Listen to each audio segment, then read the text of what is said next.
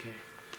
All right, tonight our lesson is taken from the 39th chapter of Genesis, and it's basically the next stage of Joseph's experience and encounter. And this one tonight we'll be looking at his experience in Potiphar's house. So let's read together our text tonight. It reads like this. Now Joseph had been taken down to Egypt, and Potiphar, an officer of Pharaoh, captain of the guard, an Egyptian, bought him from the Ishmaelites who had taken him down there. The Lord was with Joseph, and he was a successful man, and he was in the house of his master, the Egyptian. And his master saw that the Lord was with him, and that the Lord made all he did to prosper in his hand. So Joseph found favor in his sight and served him. Then he made him overseer of his house, and all that he had he put under his authority. So it was, from the time that he had made him overseer of his house, and all that he had, that the Lord blessed the Egyptian's house for Joseph's sake. And the blessing of the Lord was on all that he had in the house and in the field. Thus he left all that he had in Joseph's hand, and he did not know what he had except for the bread which he ate. Now Joseph was handsome in form and appearance. And it came to pass after these things that his master's wife cast longing eyes on Joseph, and she said, "Lie with me." But he refused and said to his master's wife, "Look, my master does not know what is with me in the house, and he has committed all that he has to my hand. There is no one greater in this house than I, nor has he kept back anything from me but you, because you are his wife. How then can I do this great wickedness and sin against God?" So it was as she spoke to Joseph day by day, that he did not heed her, to lie with her or to be with her. But it happened about this time when Joseph went into the house to do his work, and none of the men of the house was inside, that she caught him by his garment, saying, "Lie with me." But he left his garment in her hand and fled and ran outside. And so it was, when she saw that he had left his garment in her hand and fled outside, that she called to the men of her house and spoke to them, saying, "See, he has brought into us a Hebrew to mock us. He came in to me to lie with me, and I cried out with a loud voice. And it happened when he heard that I lifted my voice and cried out, that he left his garment with me and fled and went outside. So she kept his garment with her until his master came home. Then she spoke to him with words like these, saying, 'The Hebrew servant whom you brought to us came in to me to mock me.' So it happened, as I lifted my voice and cried out, that he left his garment with me and fled outside. So it was when his master heard the words which his wife spoke to him, saying, 'Your servant did to me after this manner,' that his anger was aroused. Then Joseph's master took him and put him into the prison, a place where the king's prisoners were confined, and he was there in the prison." Observations. What did you see in this text? What jumped out to you? Yes. I find it interesting that when he was still at home with his brothers, he had no problem opening up his mouth to let his brothers know about his dreams. Right. Now, it's entirely possible that in this situation, that he figured, no matter what I say about this woman, no matter what I say, how innocent I am, her husband is going to believe her. So no matter what we don't know, but it's possible that no matter what I say, nobody's going to believe me anyway, so I'll just shut up. Potiphar had the power of life and death over Joseph. Yes, Potiphar was the master, Joseph was the slave. Mm-hmm. He could have had him beaten severely before he tossed him into prison. Yes. I would think myself, if somebody were trying to do that to my wife and I had the power of life and death, I'd probably beat him senseless before I threw him into prison. But Potiphar didn't do that. Right. So it suggests to me that while he was angry, that he also had respect for Joseph to not do physical harm to him, even though he was going to take away his freedom. That's right. That's right. Absolutely. Another thing about Potiphar is, what was Potiphar's role in the kingdom? Captain of the guards. You know what that meant? That meant he was there with the Pharaoh when the Pharaoh cast judgment. When the Pharaoh cast judgment, if that judgment was death, he was the one that brought it about. He's the one that had the executioners. So he had avenues by which he could have had Joseph executed easily, with just a nod. Had he chose to do that. Yes, Al. And was there a history of his wife doing that before? And he kind of cast some doubt that maybe Joseph might have been innocent? I think, don't say that, but yeah. You think about that. I think that Potiphar had the ability, and he had the reason, if he believed his wife. But I believe he also knew his wife. and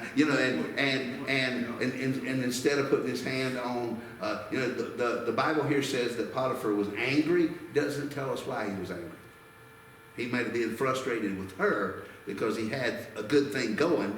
Everything was going well. His house was being blessed. His fields were being blessed. And but now he had to do something, about this. But because I doubt this was the first time that. And in that culture, in that time, when you were a slave, you didn't belong to yourself.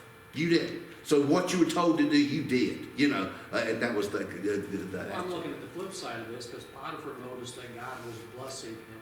Yes, So absolutely. when he come back and his wife said this about the slave, he's probably in the back of his mind like, I don't think so. This doesn't quite add up. Yeah, and I kind of think that he had, like Bruce said, he had every reason, he had every opportunity to kill him, and he would have never had to answer for it.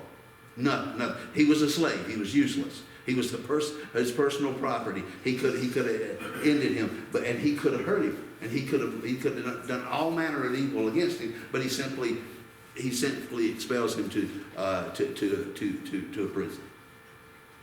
I think one of the things, like Mike touched on too, we read Potiphar had no worries.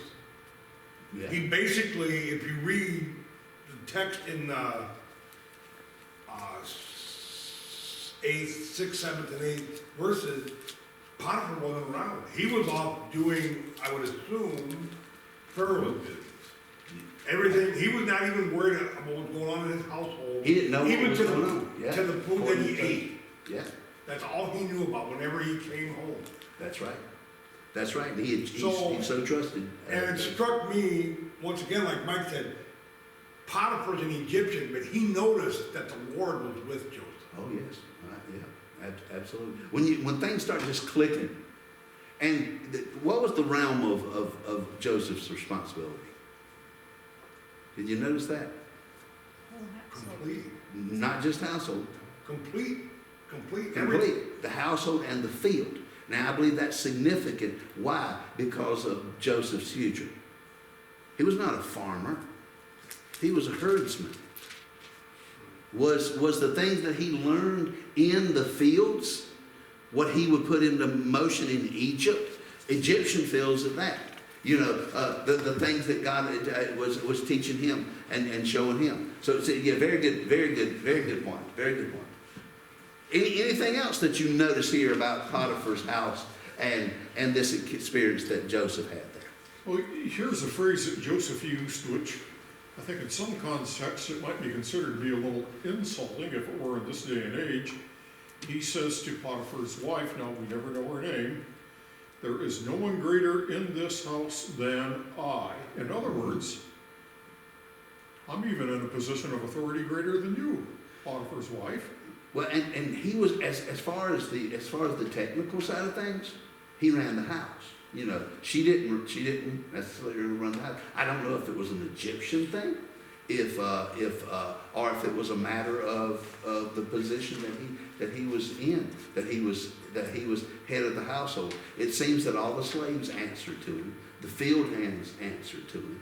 He was there. We could take it as that, or we could take it as as an evaluation of his title and his position there as well. Wealthy people in England, probably all over the world that had a lot of servants, Mhm. they didn't manage the servants. They would have a butler who would manage the servants, and That's then the right. butler would converse with them periodically about what the household wanted to have done or what have you. But, That's right. you know, the Mr. and Mistress of the house, they didn't Yeah. run the house, they didn't take care of those servants. That would be the head butler that would do that. That's right. There was, and sometimes in the more stricter households, and it probably reflective of the more ancient times, even a servant didn't address the family. You know, it was just the head butler or the head maid or whatever that addressed the family. You know, and that's because of their yes, Cindy, go ahead. Okay, I think it was last week you were saying he was like 17 when he got sold. Was it about I'm not sure. 17, 18? I'm not I was sure. thinking he was a young man, he wasn't old. Right. I believe you're right. I believe you're right. I mean, to be over all this stuff when he's a young, might be weird, but young person, to have all that, all those people, Responsibility. yeah, all that responsibility. I mean, you know that God had given him favor and Yeah. wisdom and discernment of what to do. It does. That's- It is mind-boggling. It Because really when he was is. just a herdsman and now he's over all kinds of stuff. That's right. I remember when I was 17. I shouldn't have been over the household. I don't know. Well, I find it amazing how he kept finding himself in the house alone with her. Right. What was so interesting that had to be done all the time in the house. Yeah, that's a And good. That's a then I good. think along with Cindy, how young he was, because she grabbed him by his coat, Mm-hmm. and he's like, well, I'll just leave it here.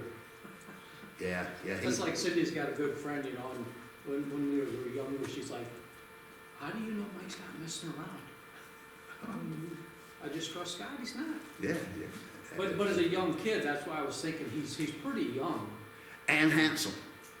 I mean, I'll just it leave makes a my point that he was coat handsome. And another thing that Potiphar might have done is he may have looked at Joseph and then looked at his wife and said, nah.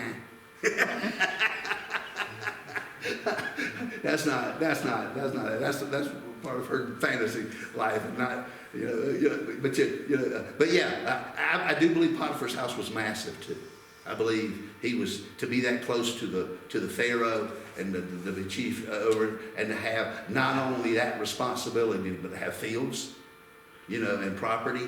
That house was probably, and so it had to be constantly managed. And some speculated based on the, I've seen, I've heard stories, they made like movies and stuff, that maybe initially she would just kind of make comments here and there, because it talked about that, they would pass, and it came to pass that, that she would say something to him, but then it looked like there was a situation where they were in There the was an house opportunity. alone. Right. And she had a much greater opportunity to kind of. Because but that's right. It did say that day by day yeah, she was yeah. But I wooed. thought it was interesting that although he acknowledged that he was over everything, and that Potter had held nothing back from him, his thing was that he was not going to commit that great wickedness and sin against God. That's right. It's a powerful. That's a powerful statement, and a powerful principle for us too, as well. There. Yes, Ron. In a household that large, though, what were the chances that everybody was out of the house? Exactly. Plus, from the wording of the text, it seemed that she was constantly owning about this, and that this was probably a more rare opportunity than he had seen. Maybe it was the time of day. Who knows why all the servants was out. Would she have any authority to tell them all to leave? She could. She could. Could. Yes, I mean she was the woman of the house, and even his position, she could have told them be gone. It's very possible. Well, like Yes. Proverbs warns us to beware of the flashy eyes. Oh yes. So she could have made some serious promises to them boys. Oh, absolutely. Today you're out of the house. Yeah. And there's an additional temptation that's built in there. We'll touch on that too. That I think that he had to. And the other thing I thought was interesting was that when she made the accusation, she specifically pointed out that he was a Hebrew. Mm-hmm. Yeah. Yes. You know, and this, just how the people of God have always been. It's always kind been, of. yeah.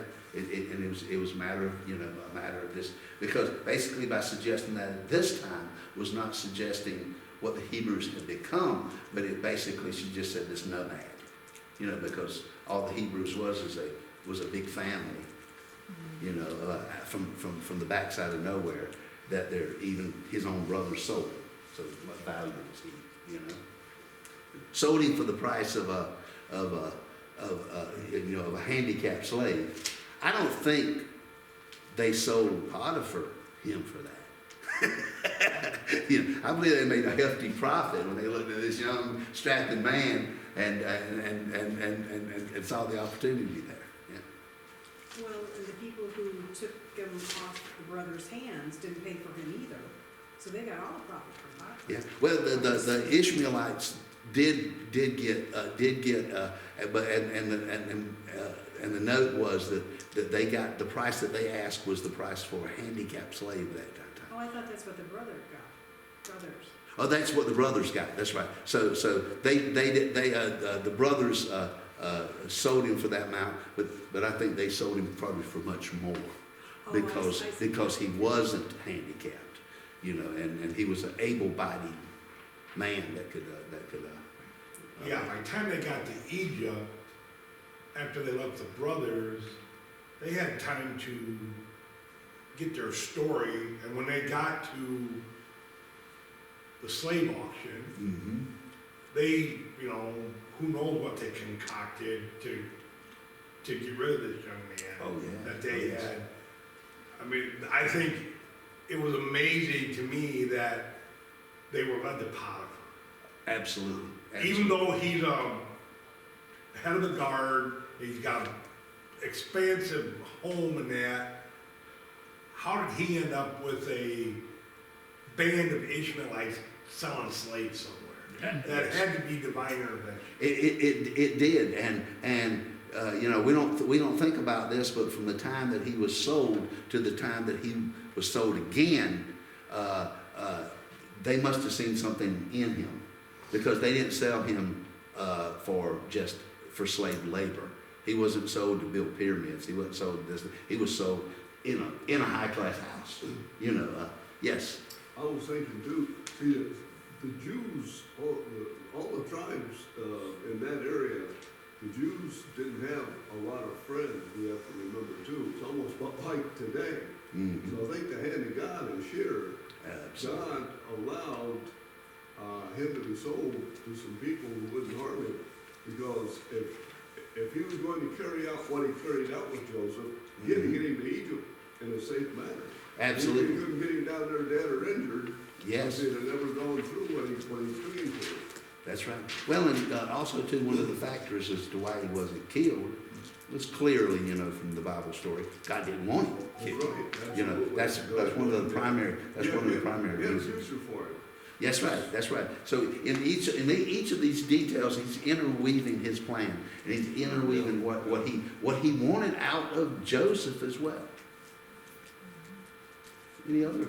Yes. The other thing I noticed was that it wasn't just an ordinary prison.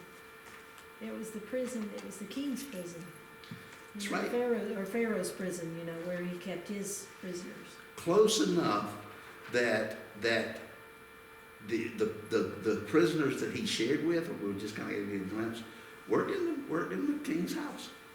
Mm-hmm. Worked in the Pharaoh's palace. And it was a direct inroads. But if you would have told anybody at that time, oh, you're going to go from this to the second in the kingdom, nobody would have believed that. Yeah. Yes, Al. I often wondered, by Joseph coming in the house to check the workers, I wonder if he had to keep some type of an account of their work proclivity. Were they doing their job, or Oh, were they yes. goofing off, or And so if they would've, they would've probably replaced him with He somebody had- that's gonna do the job. Yeah, he had a huge responsibility with Yeah. no doubt a big staff, and he had to manage not just what he was doing, he had to manage what they were doing. And when they Yeah. got sick or that, who got them medical attention, you know, and stuff Right, like that. exactly, Yeah, and exactly. maybe he was even put over their pay, maybe he paid them too. Could very well. And you know, another thing too, being over a house like that, where a master is absent large portion of the time, you spoke for the master. You probably purchased for the house. You probably hired others to come in to do certain projects for the house. You know, you might have even been involved in the selection of additional slaves. You know, not necessarily buying them, but you know, saying, you know, that I think that person would work well here. Because actually the spot that he had, if you're going to be a slave, that was where you wanted to be a slave. Not in the fields out there, but in the house. You know, where you had nice clothes, and you had and you ate from the table. You know, of a wealthy employee of Pharaoh. Any other thing that you noticed? Last week we saw Joseph go through a terrible situation. And the first thing that you have to ask, if you're like me reading through this story, is when you come to this story, you're like, hadn't the poor boy been through enough? You know, he had been rejected by his family, he'd been thrown in a pit, all these things, and now he's about to lose again. And one of the things that Joseph's life teaches us is that sometimes in God's plan, there's loss. Sometimes in God's plan, you don't win, you lose. Sometimes in God's plan, things are taken away. And last week we saw how God stripped him of so many things in his life. And I believe that was a minus last week. I believe, you know, he lost his coat, his pride, his arrogance. He lost his applause of his father. He lost his identity. He lost his control of his life and his situation. All these things were things that were stripped away from him, taken away. And I believe all those things were taken away from Joseph because God did not want Joseph relying on those things. God did not want an arrogant Joseph. He didn't want a proud Joseph. He didn't want a Joseph that was in complete and total charge of his own life and his own walk. Those things that he was taken away. But tonight, I believe, as Joseph experiences once again a subtraction, that subtraction was indeed an addition. Why? Because in God taking something away from Joseph, he gave Joseph something that Joseph vitally needed. He gave something Joseph really had need of. What did he give Joseph? He gave Joseph what I consider to be the missing ingredients to greatness. The missing ingredients to greatness. What is it? What is that element in our life? What is that thing in our life that truly transformed him in Potiphar's house? Well, really, you know, as Bruce pointed out, he was a different man. God had begun to change him, begin to mature him. He acts differently. Well, let me espouse to you what I believe that missing ingredient is. That missing ingredient is character. Character. What is character? Character is a commitment to do what's right, regardless. Regardless of whether it blesses you or curses you. Regardless of whether it benefits you or it takes away from you. Regardless of whether it's popular or unpopular. That was what we see in Joseph. The dictionary calls it moral excellence and firmness. The ability to stand your ground and for what you believe and what you stand for. Character is vitally necessary to be a great man of God, to be a great woman of God. Yes? But you gotta have maturity to handle character. That's right. That's right. This entire process that we'll see in Joseph is actually a process not just of learning, but a process of growing. Your 17-year-old boy having that kind of responsibility, to having that kind of temptation, to having that kind of a situation in your life. God was pulling all those things together, not necessarily so that Joseph would do all the right things, but that Joseph would be the right thing. To have the right character, to have the right heart, to have the right kind of attitude in his life. But for the most part, our world is full of sheeple. You know what I'm talking about? People that are basically going to follow the crowd. Amen. Yes, that just want to, that's right. Yes, Mike. Well, I'm thinking on that line too, is just like Jesus said, the golden rule. Because he said that to Potiphar's wife, how can I do this to my master? That's right. Do unto others as you have them do to you. That's it. Yeah. That's it. That's it. It's a very vital thing. But I don't know if you've ever been involved. Anybody ever raise sheep? This part of the country. When I lived on the farm, we had sheep, yeah. Well, I didn't know this until I read it this past week. That when sheep is taken to the slaughterhouse, when they're unloaded from the truck into the yard, they almost seem to sense that there's something wrong. They almost seem to sense the blood or whatever, and they tend to huddle together in the crowd that they have for them. And they can't. And they had a problem getting the sheep to go up the ramp into the slaughterhouse. And then they learned something. They learned if they would train a goat. Now this goat was called the Judas goat of all things. They would train a goat that would walk in confidently, walk to the ramp, step up on the ramp, and then look behind him at the other sheep. When he did that, all the other sheep, he had their attention. Then he'd take a few steps forward, and he'd turn around and he'd wait for the sheep to just begin to one after the other fall in line, and then when they all began to gather into that place, he would confidently lead them up the ramp, and when he got to the top of the ramp, he took a quick left, and that gate closed, and they had to go to the right, being pushed by the force of the herd that was going in. They walked into their death. Now, we live in a world of sheeple. We live in a world of people that doesn't have the character to stand out. That doesn't have the character to do what's right when everybody else is doing what's wrong.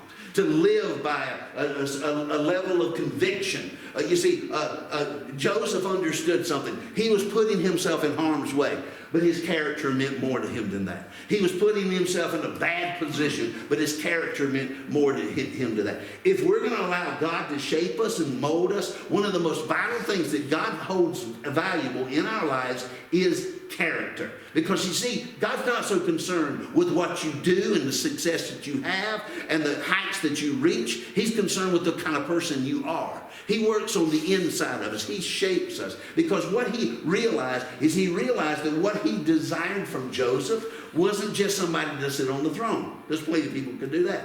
It wasn't just somebody who could feed a hungry nation. There was people, I'm sure, that could do that. What he was looking for is somebody that would bring glory to God in that region of the world, to shine the light of God upon the people that was there in that place. That's God's goal for you too. To shape you and to mold you to bring him glory.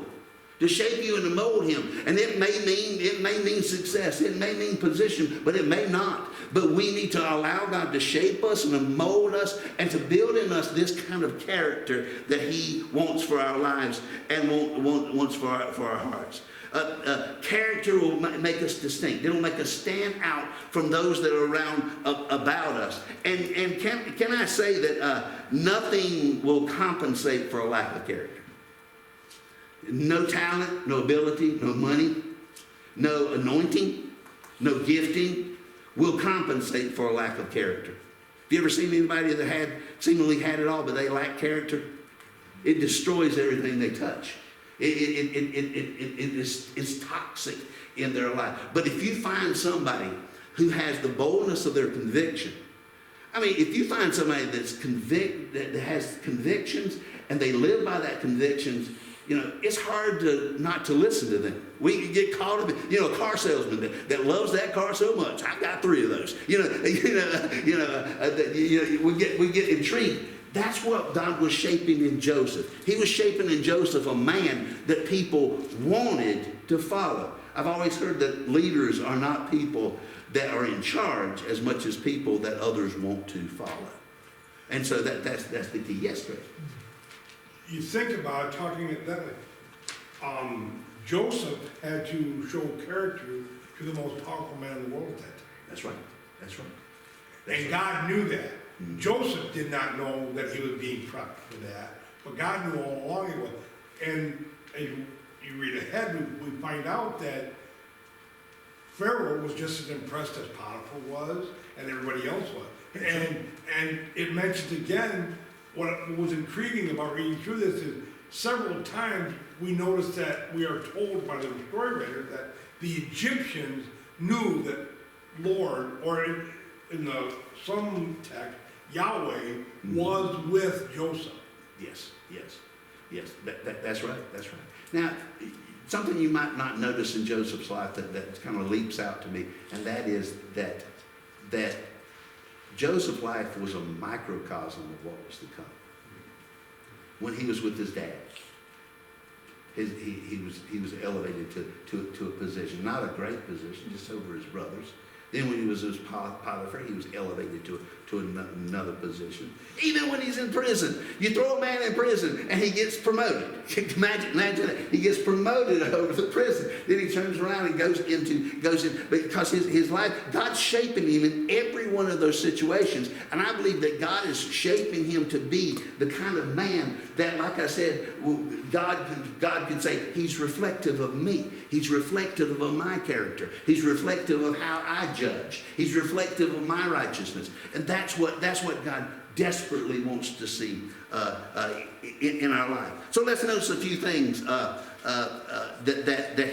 he shows us about character. First of all, he shows us the casting of character. The casting of character. And I use that word casting because of a very special reason. If you've ever worked in steel or in metals where those metals are molded and shaped, what do they have to do? They have to heat that metal until it's red hot, and then they take a specially designed mold so that they can shape that, and they pour it in there, and it takes the shape of that metal so that they can. And what they're doing is the design of that mold is oftentimes designed strength into that metal.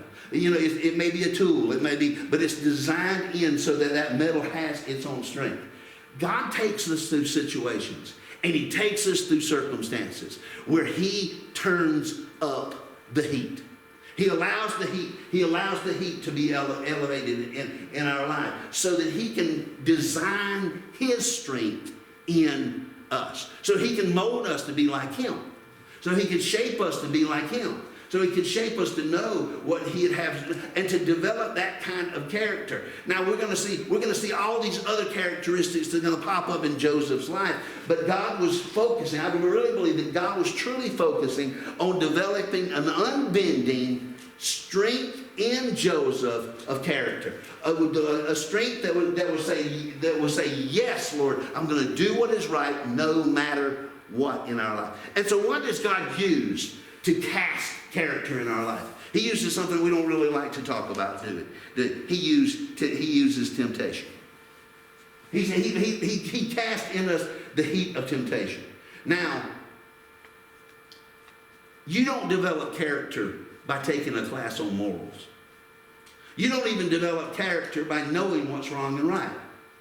It's important, it's vital, it's a vital key, but when it comes down to it, when you really develop character is when you put to the test, are you going to do what's right and you know what's right, or are you going to do what's wrong?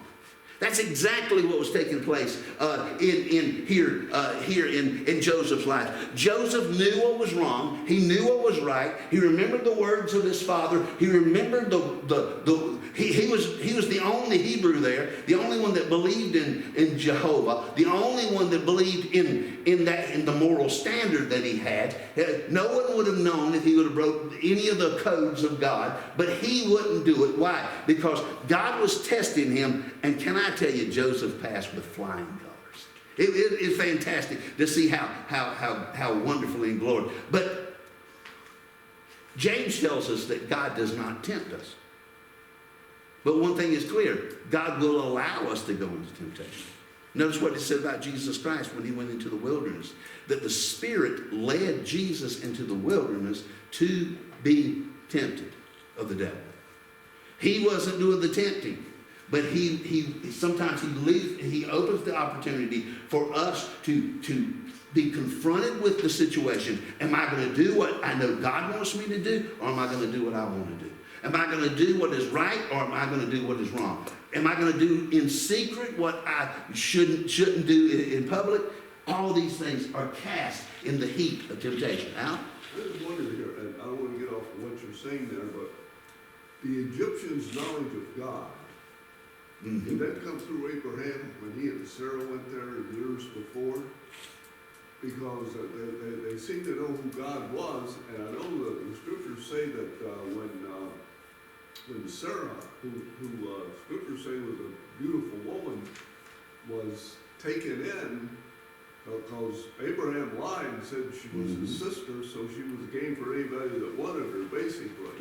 Okay? Right. That God intervened with a dream. Right. Pharaoh. Right. I wonder, did Pharaoh come to know who God was through that? It's so very hard to see that since they were since they were had this belief of just multiple gods. Yeah. They were always looking around every corner and under every bush for a god. And when one becomes so very obvious to them, they may have had a remembrance of that. But we don't have any real evidence of that. Because they seem to have a lot of respect for the Hebrew tribe. Now we do know that when the nation began to grow, that their fame began to spread. But at this point, when you're basically dealing with a large family, but not with an actual,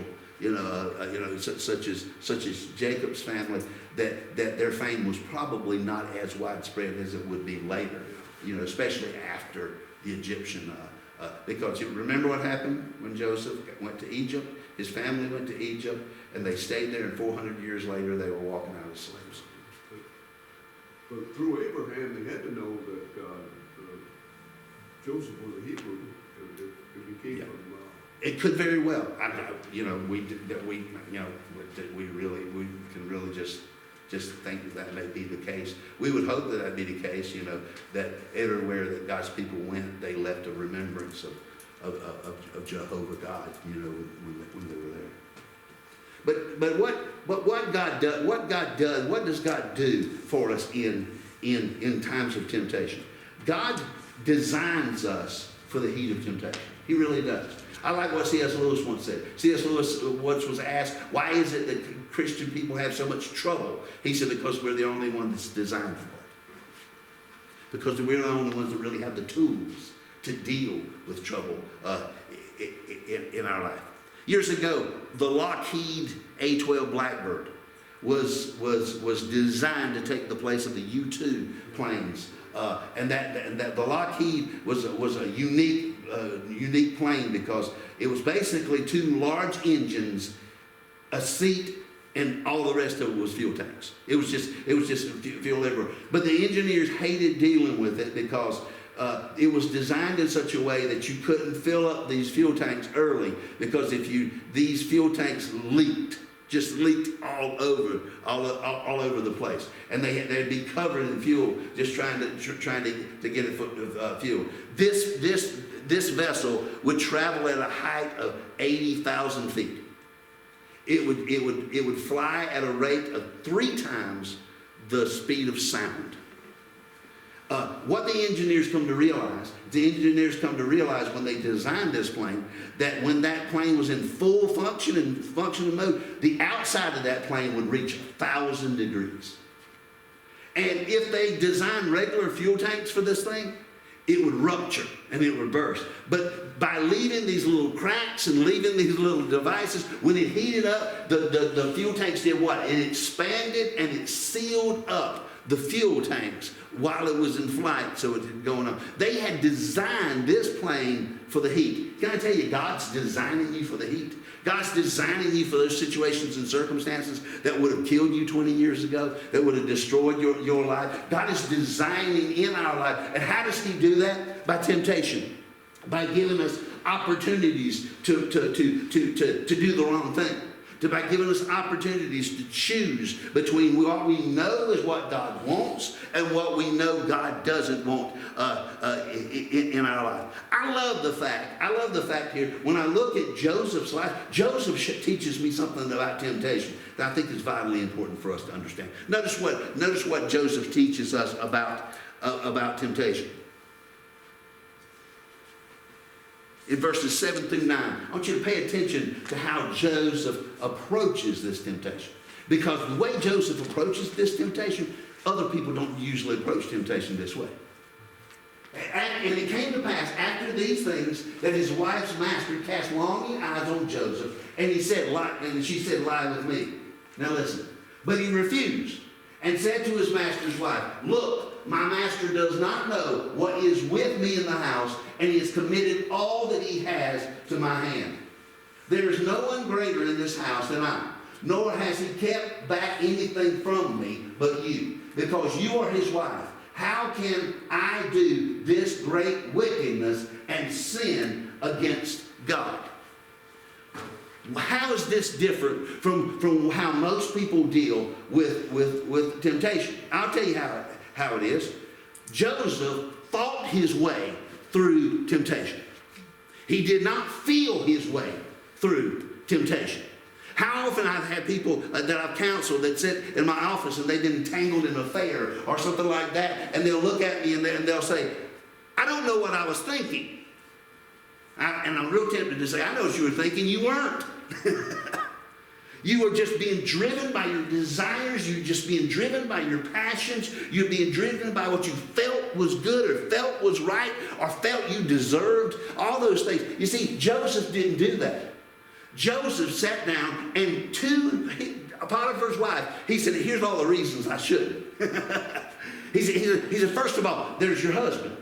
He's been good to me.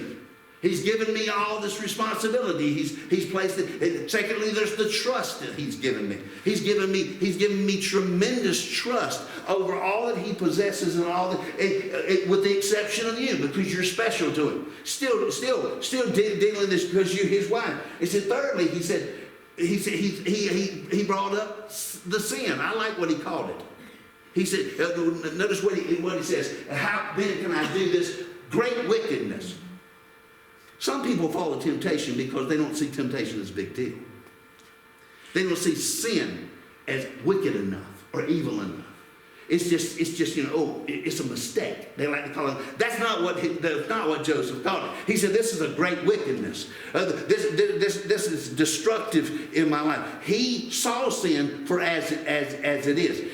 Until we stop seeing sin as just something that we shouldn't do, until something that actually breaks the heart of God and actually violates the laws of the kingdom and violates our life and our soul and our spirit, we are in danger of giving in to temptation.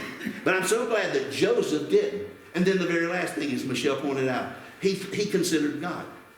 What a powerful tool. He's an Old Testament patriarch, and he's talking about, "I'm not going to do this great evil against God, this sin against God." He didn't say this sin against you. He didn't merely say the sin against Potiphar. He said, "But my greatest concern is how God sees me. My greatest concern is what this means to God." So we need to realize that in the heat of temptation, think about it. In the heat of temptation, Bill, it sounded like this wasn't the first time he thought about it.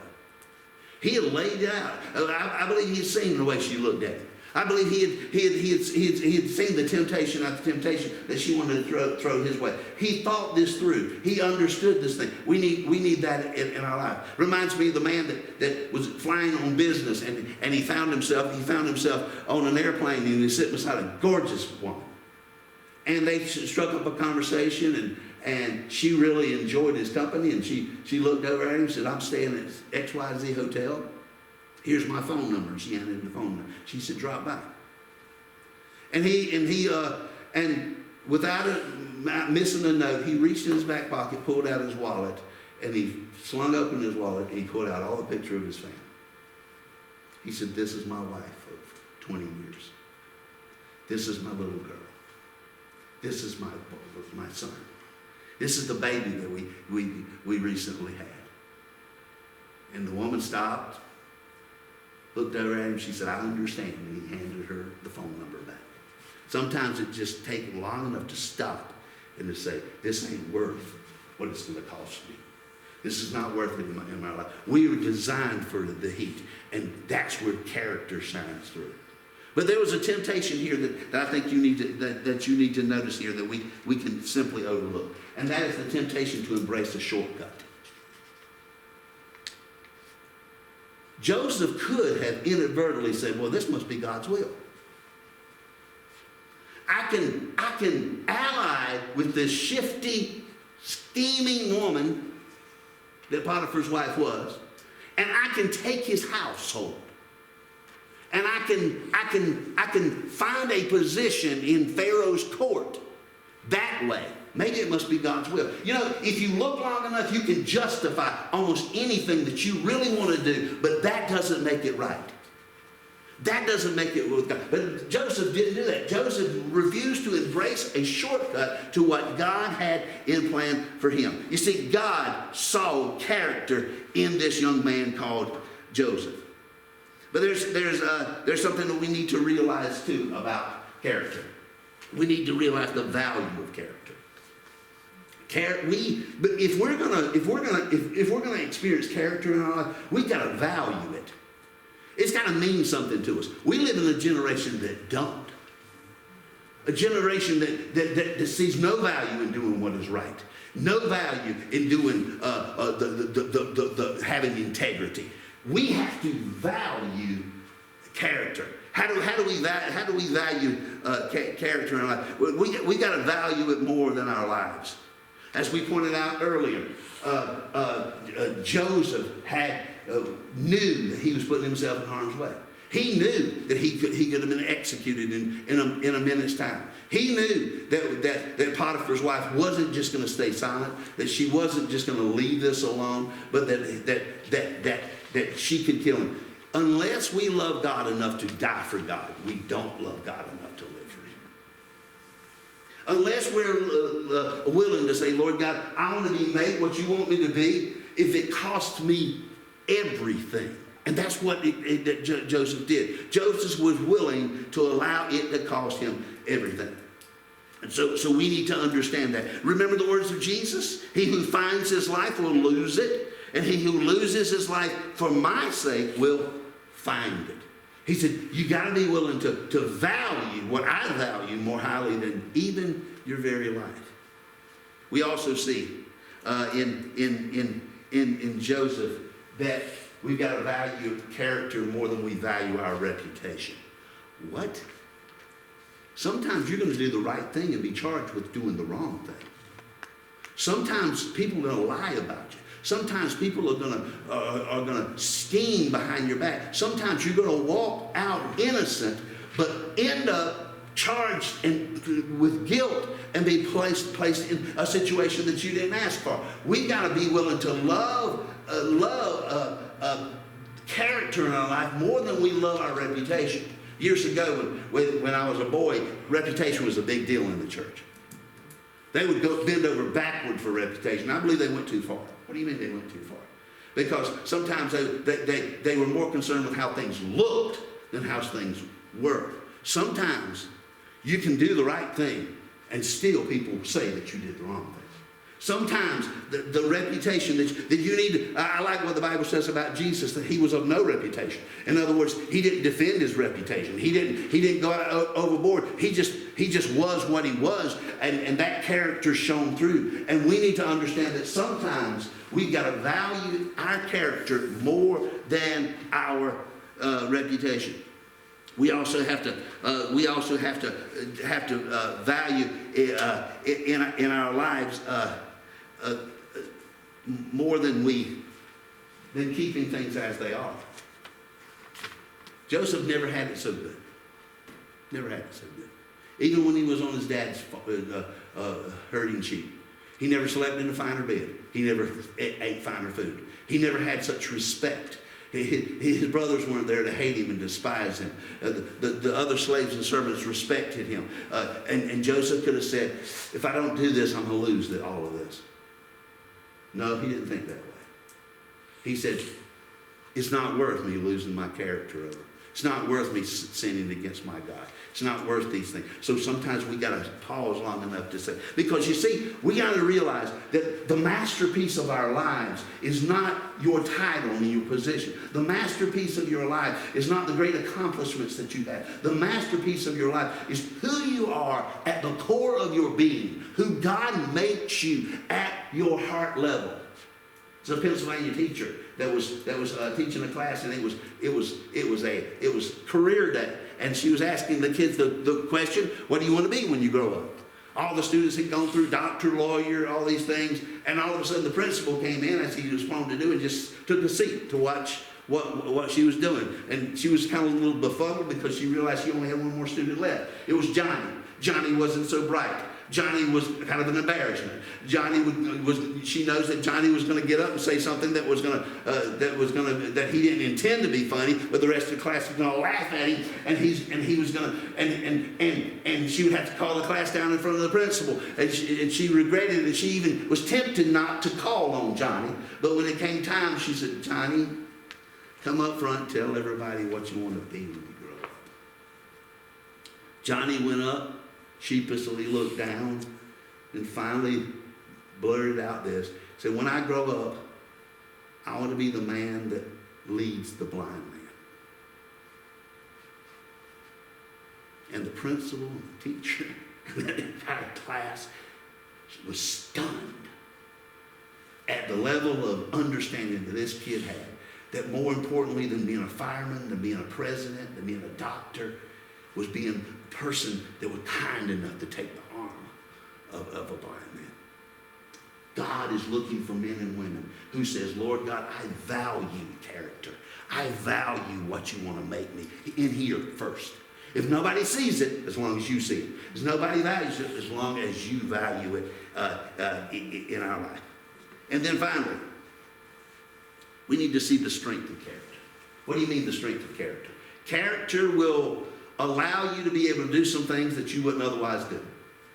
It'll allow you to have the strength to do what is right in the face of what is wrong.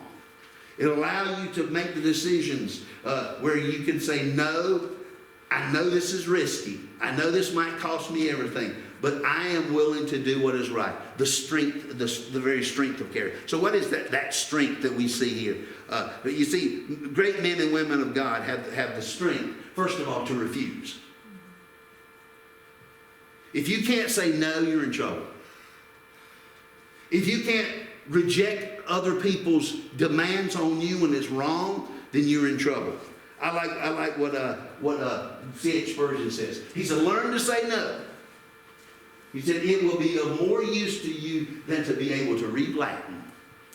And for those theologians, they know that their studies were all in Latin. So he was saying, basically, to be able to say no is going to help you more than a fine theological education. We need to learn to be able to refuse. We need to be able to learn to say no when our character is on the line. And finally, great men and women run. How did Joseph handle this temptation?